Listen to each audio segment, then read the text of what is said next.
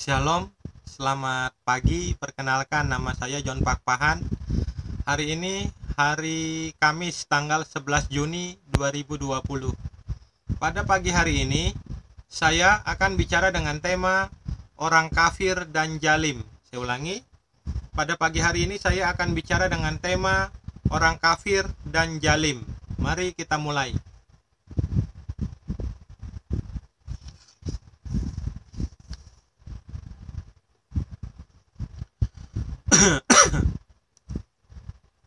Orang kafir dan jalim. Kita lihat Al-Quran, surat Al-Maidah ayat 44. Sesungguhnya kami telah menurunkan kitab Taurat, di dalamnya ada petunjuk dan cahaya yang menerangi, yang dengan kitab itu diputuskan perkara orang-orang Yahudi oleh nabi-nabi yang menyerah diri kepada Allah, oleh orang-orang alim mereka dan pendeta-pendeta mereka.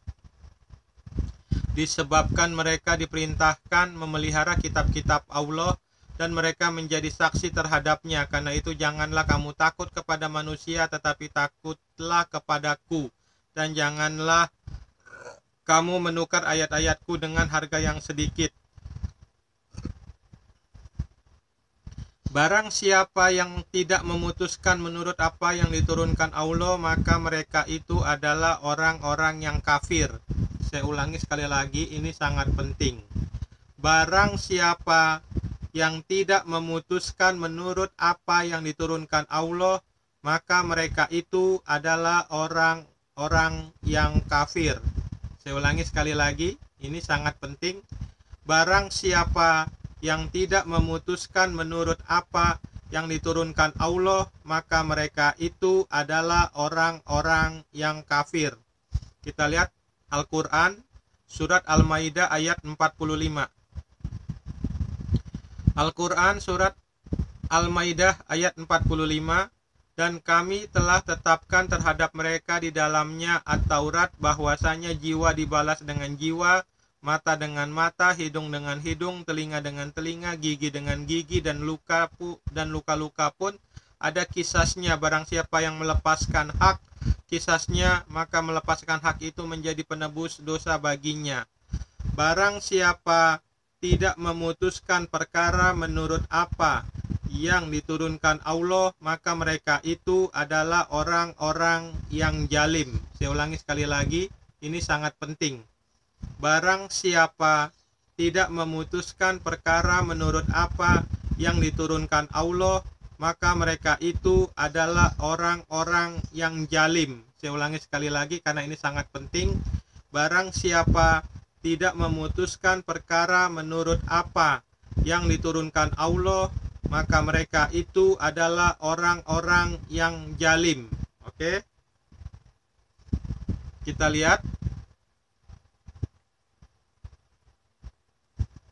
hadis riwayat Muslim nomor 3314. Kita lihat hadis riwayat Muslim nomor 3314.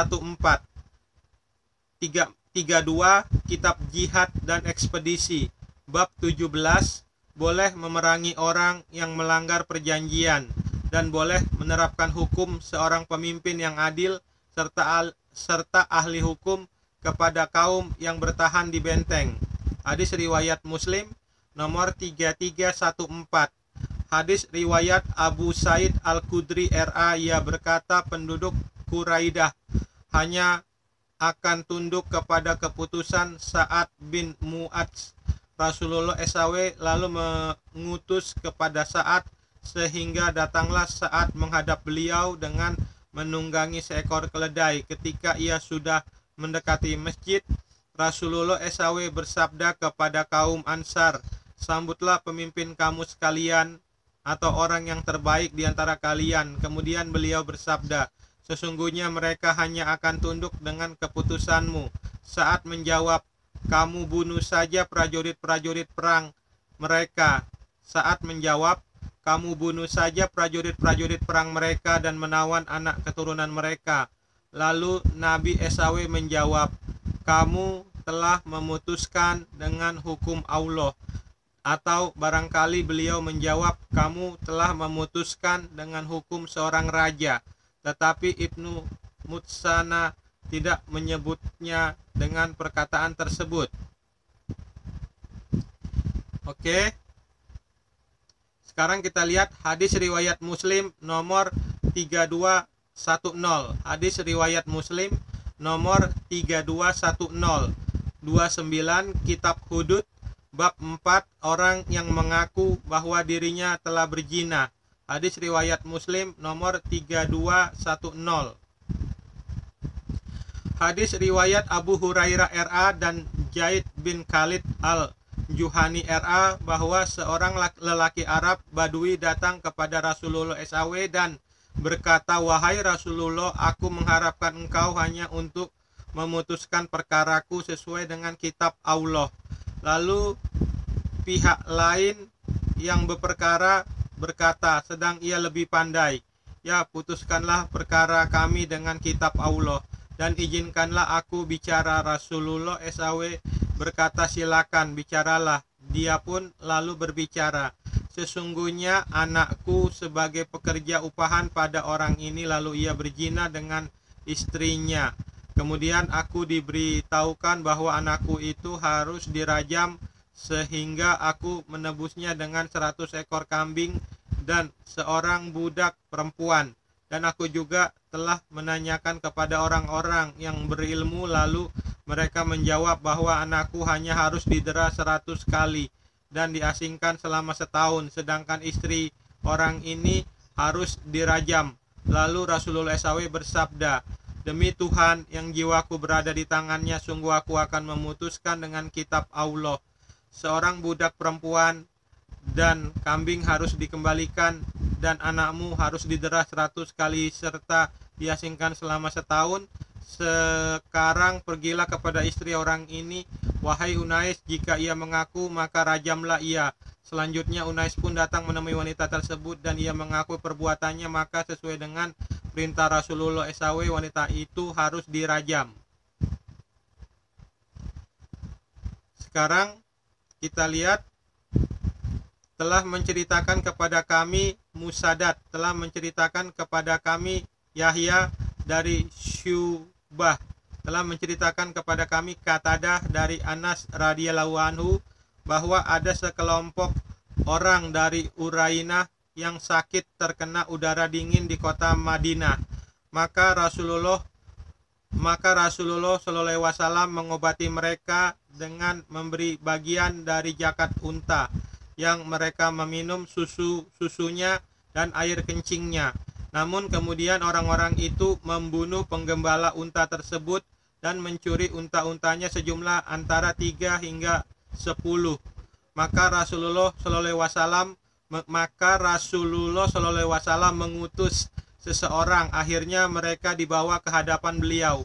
Lalu kemudian beliau memotong tangan dan kaki mereka serta mencongkel mata-mata mereka dengan besi panas, lalu menjemur mereka di bawah panas dan ditindih dengan bebatuan.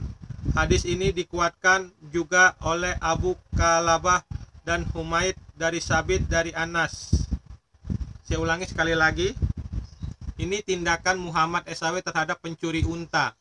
Lalu kemudian beliau memotong tangan dan kaki mereka serta mencongkel mata-mata mereka dengan besi panas, lalu menjemur mereka di bawah panas dan ditindih dengan bebatuan. Saya ulangi sekali lagi, ini sangat penting. Ini hukuman yang diberikan Muhammad SAW kepada pencuri unta.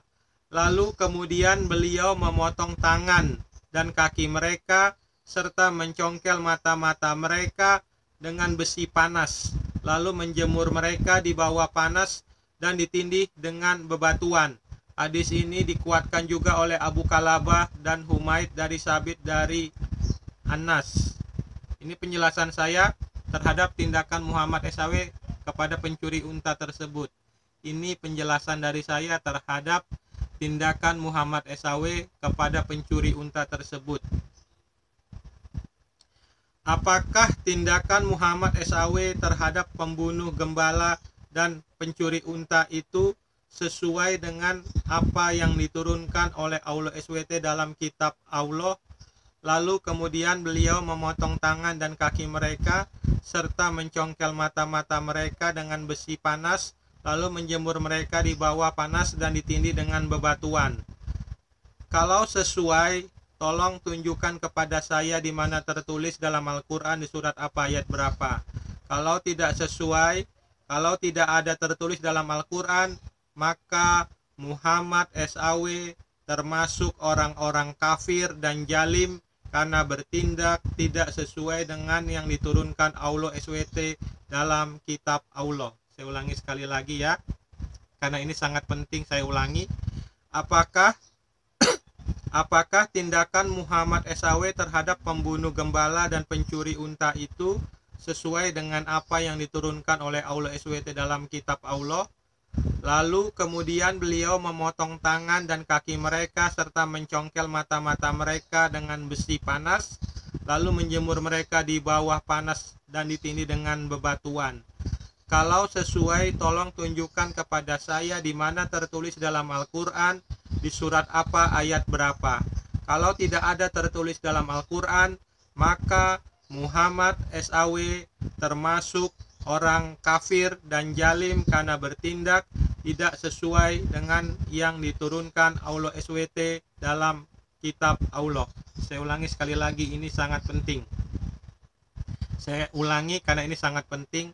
Apakah tindakan Muhammad SAW terhadap pembunuh gembala dan pencuri unta itu sesuai dengan apa yang diturunkan oleh Allah SWT dalam kitab Allah?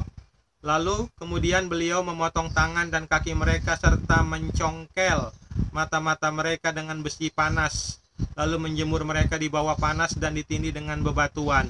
Kalau sesuai, tolong tunjukkan kepada saya di mana tertulis dalam Al-Quran di surat apa ayat berapa. Kalau tidak ada tertulis dalam Al-Quran, maka Muhammad SAW termasuk orang kafir dan jalim karena bertindak tidak sesuai dengan yang diturunkan Allah SWT dalam kitab Allah. Terima kasih. Shalom. Tuhan Yesus Kristus memberkati.